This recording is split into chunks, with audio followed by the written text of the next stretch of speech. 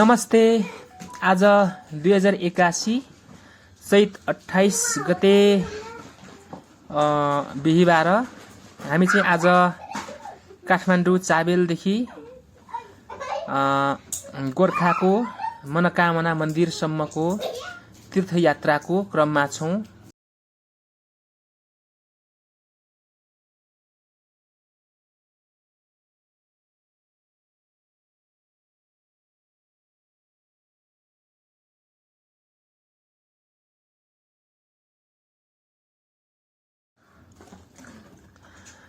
र काठमाडौँ चाबेलबाट मनोकामना मन्दिरसम्म, मनोकामना तल स्टेसनसम्म भनौं पुग्नको लागि चाहिँ it takes almost 5 hours by bus. र यो कति लामो डिस्टेन्स छ भन्ने चाहिँ अब याद गरिएन। जे होस्, बसको यात्रा लगभग 5 घण्टाको बाटो हो यो।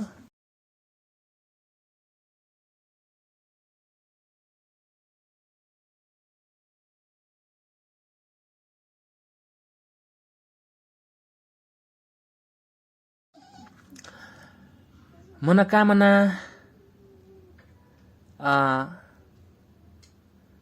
चाहिँ अब एउटा महत्त्वपूर्ण शक्तिपीठ मानिन्छ, विशेष गरेर हिन्दू धर्मावलम्बीहरूको लागि।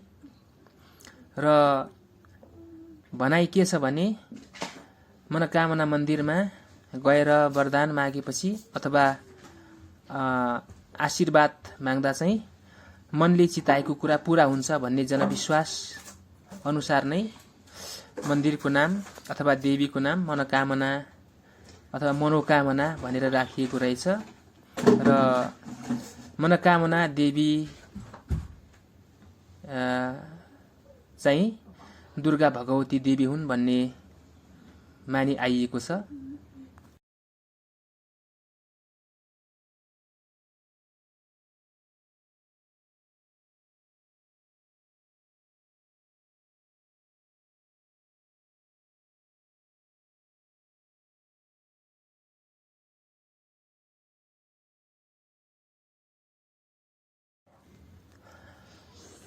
अब पगोडा शैलीमा बनेको यो मन्दिर चाहिँ गोर्खा जिल्लाको शहीद लखन थापा गाउँपालिकामा पर्ने रहेछ। र यो 17औं शताब्दीको मध्य पश्चात बनेको भन्ने इतिहास छ। र यो मन्दिर चाहिँ लगभग 13-14-1500 मिटर समुद्र सतहदेखि त्यतिको उचाइमा रहेको मापन गरिएको रहेछ। र मनोकामना मन्दिर जाँदाखेरि चाहिँ हामीले काठमाडौँबाट चितवन जिल्लाको कुरिनटारसम्म गाडीमा जाने। त्यहाँ चाहिँ तल्लो स्टेसन छ केबल कारको, जो चाहिँ 258 मिटर उचाइमा रहेको भनिएको रहेछ। र त्यहाँबाट माथिल्लो स्टेसन भनेको 1302 मिटर उचाइसम्म रहेछ। र त्यो माथिल्लो स्टेसनमा उत्रिसके पछाडि फेरि लगभग 150 होला अरू माथि उचाइमा चढ्नुपर्छ। र त्यस पछाडि मात्र मनोकामना मन्दिर पुगिन्छ। अब यो जो केबल कार चाहिँ 2055 सालदेखि मात्र सञ्चालनमा आएको भन्ने रहेछ।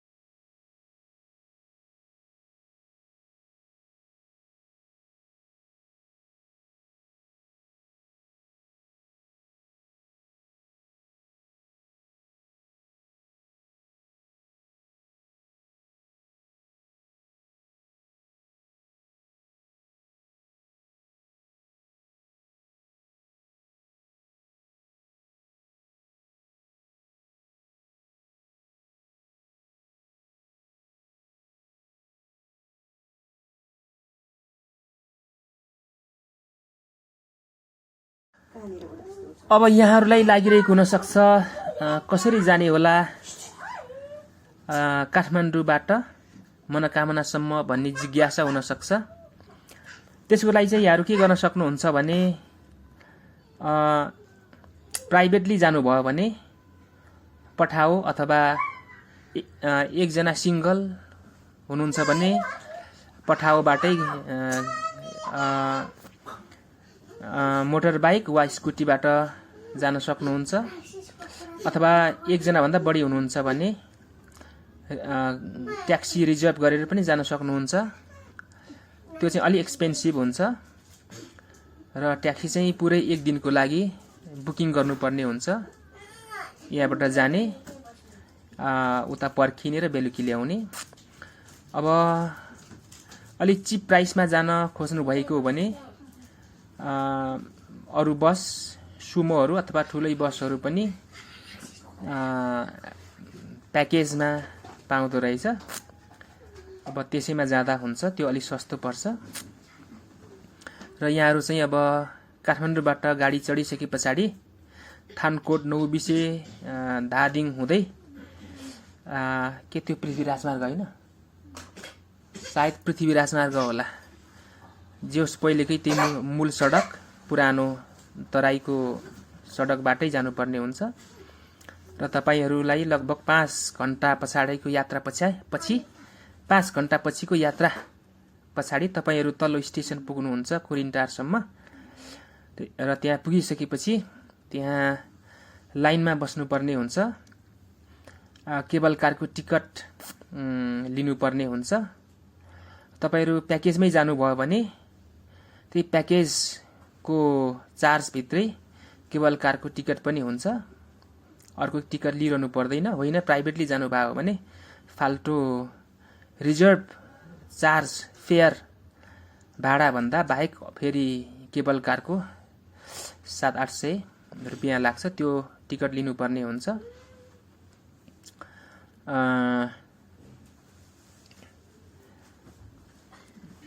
त्यस पछाडि त्यहाँ ओर्ले पछाडि फेरि लाइनमा बस्नुपर्ने हुन्छ।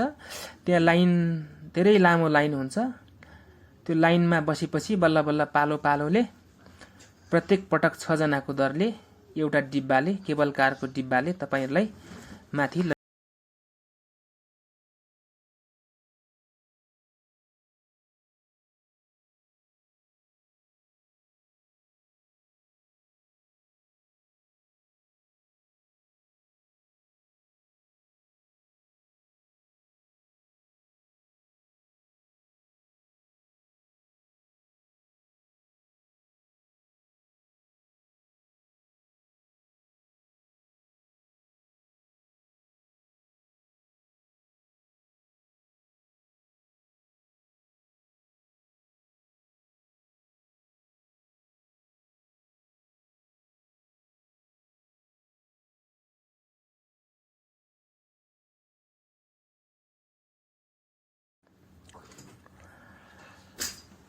अब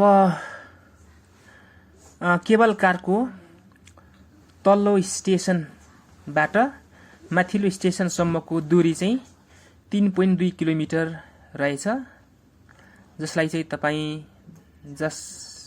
चाहिँ केबल कारले तपाईलाई 10 मिनेटमा पुर्याइदिने काम गर्छ।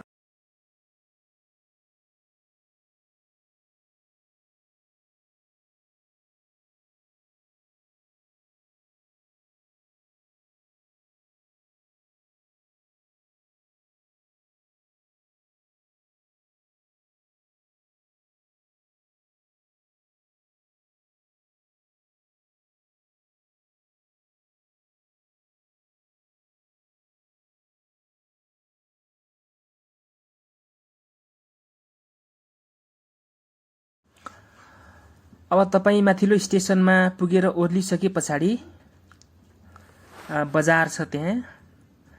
अब त्यहाँ पूजा सामग्रीको पसलहरू हुन्छ, अनि धूपहरू लगायत विभिन्न कुराहरू, फोटो पसलहरू, खाना खाने होटल लजहरू प्रशस्त छ।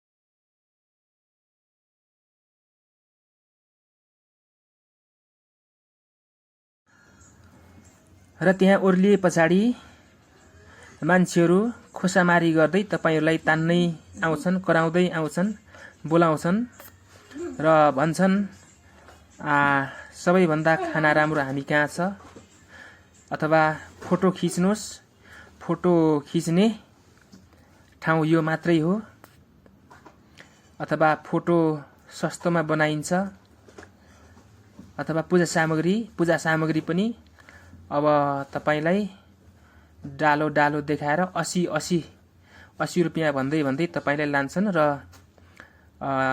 कति 350, 400, 600 सम्म पर्छ लास्टमा पर्न चाहिँ। तर तपाईले बोलाउँदा 80 भनेर बोलाएको सुनिन्छ।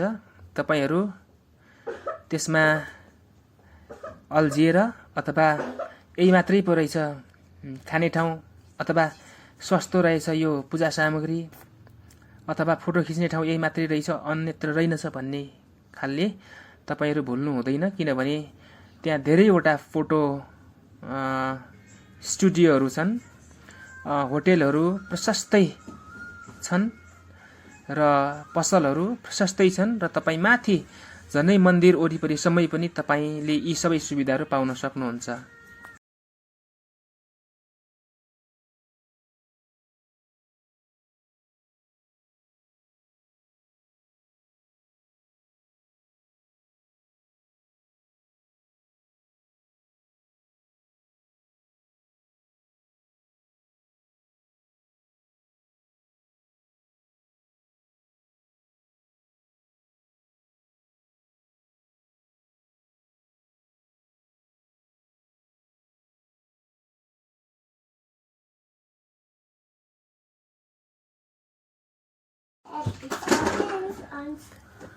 अब तपाईहरू त्यहाँ सामग्रीहरू किन्न थाल्नुहुन्छ जो अलिक कम्प्यारेटिभली भन्नुपर्दा लिटल मोर एक्सपेन्सिभ नै हुन्छ।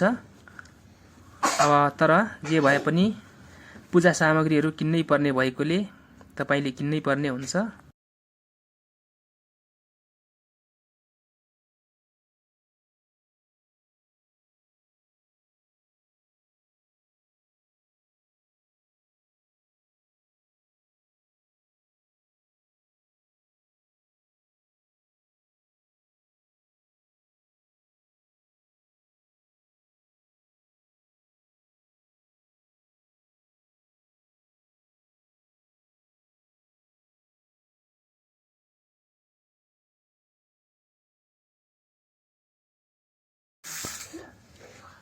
अब तपाईँ माथि पुगिसके पछाडि त्यहाँ कति यात्रुहरू छन् भन्ने कुरामा भर पर्छ।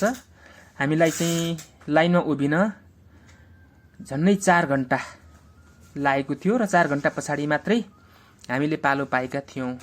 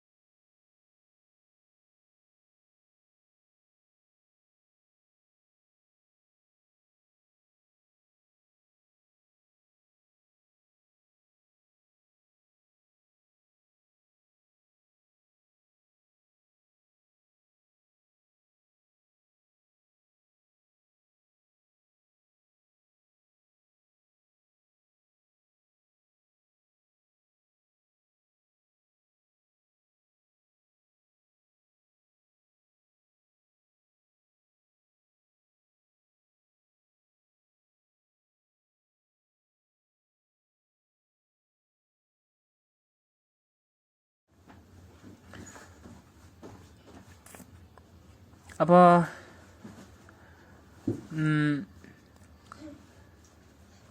वर्षको सबै महिना नै यहाँ तीर्थयात्रा लाग्ने रहेछ, तीर्थयात्रुहरू आउने रहेछन्। आन्तरिक भक्तजनहरू, देशभित्रका भक्तजनहरू त भइहाले, लगायत विशेष गरेर इन्डियाबाट भारतीय भक्तजनहरूको पनि ठुलै उपस्थिति देखियो। लगायत फाटाफुट्ट इन्डिया बाहेक अन्य देशका पनि कहिलेकाहीँ यात्रुहरू आउने रहेछन् र दैनिक यति नै भक्तजन आउँछन् भन्ने खास निश्चित नहुने रहेछ। कुनै दिन अलिक बढी, कुनै दिन अलिक कम यात्रुहरूको उपस्थिति हुने रहेछ।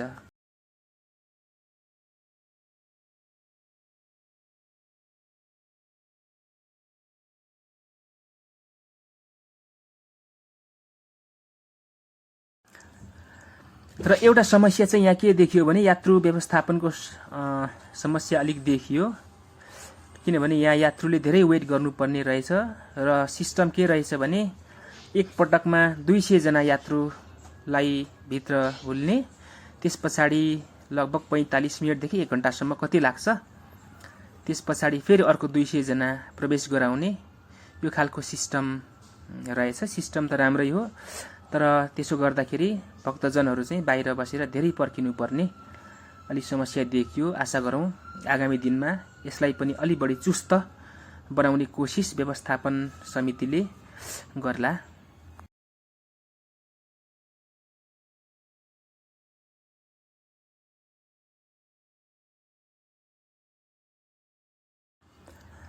अब हामी चाहिँ लगभग त्यहाँ लाइनमा 4 घण्टा जति बसे पछाडि बल्ल हाम्रो पालो आयो र 4 बजेतिर हामीले दर्शन सक्यौं र त्यस पछाडि निस्केर खाना खाजा खाँदा ओर्दा खासै किनमेल पनि गर्न पाइएन।